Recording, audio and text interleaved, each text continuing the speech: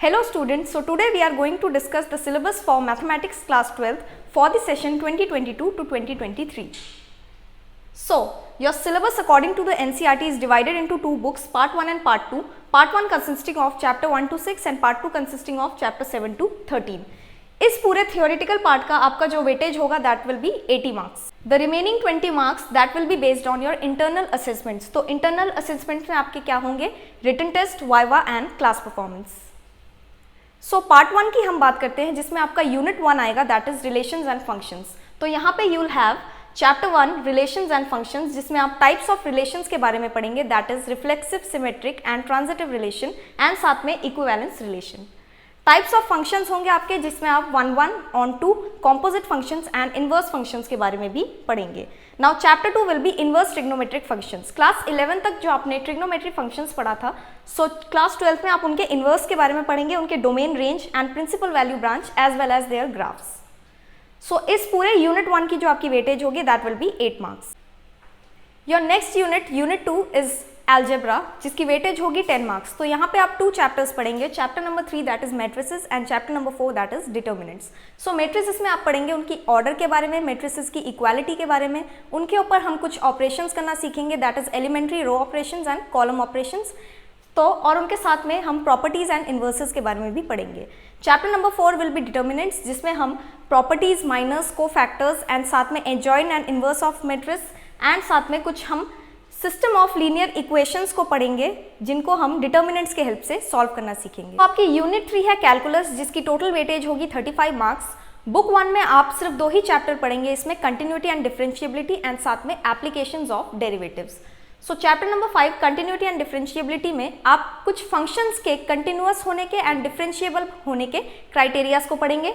वो किस टाइप के फंक्शंस होंगे? इनवर्स ट्रिग्नोमेट्रिक फंक्शंस जो हम चैप्टर 2 में कर चुके होंगे, composite functions, implicit function, exponential and logarithmic function जो आपने पहले भी किया हुआ है, एंड साथ में we'll learn about the second order and higher order derivatives for some differentiable functions. Chapter number 6 is applications of derivatives जिसमें आप rate of change of bodies के बारे में पढ़ेंगे, टेंजेंट्स एंड नॉर्मल्स हम पढ़ेंगे, साथ में increasing and decreasing function, maxima and minima and their application in real life. Part 2 में again we'll have the continued part of unit 3 that is calculus. तो यहाँ पे आपके अगेन 3 चैप्टर्स आएंगे. चैप्टर नंबर 7 इज इंटीग्रेशन जिसमें आप functions के integrals के बारे में पढ़ेंगे. इंटीग्रेशन होती क्या है? Basically it's the inverse process of differentiation.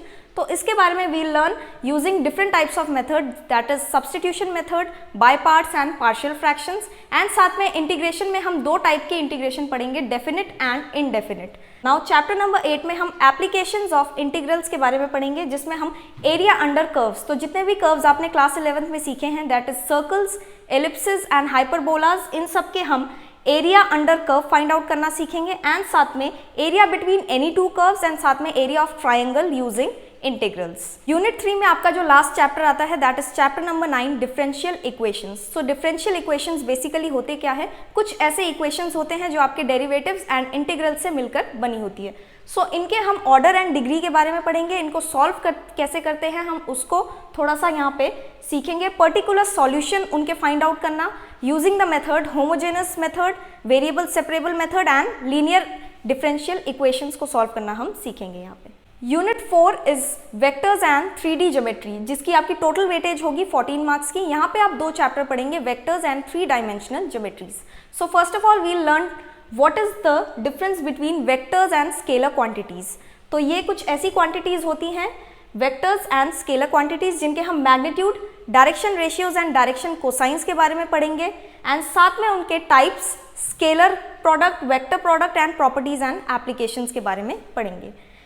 आपका जो चैप्टर 11 होगा that is your 3D geometry. So 3D geometry basically एक वेक्टर्स का ही पार्ट होगा एंड इसमें हम क्या पढ़ेंगे? किसी भी लाइन की हम direction cosines and direction ratios कैसे निकालते हैं वो हम यहाँ पे सीखेंगे.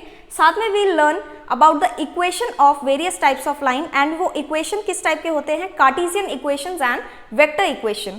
सो Cartesian equation and vector equation of a line as well as a plane. Plane क्या होता है? 3D स्पेस में जो हमारा प्लेन होता है उसके भी हम इक्वेशंस के बारे में पढ़ेंगे, दोनों टाइप की, Cartesian and vector equation. And साथ में we'll learn about the angles between 2 lines, 2 planes and a line and a plane.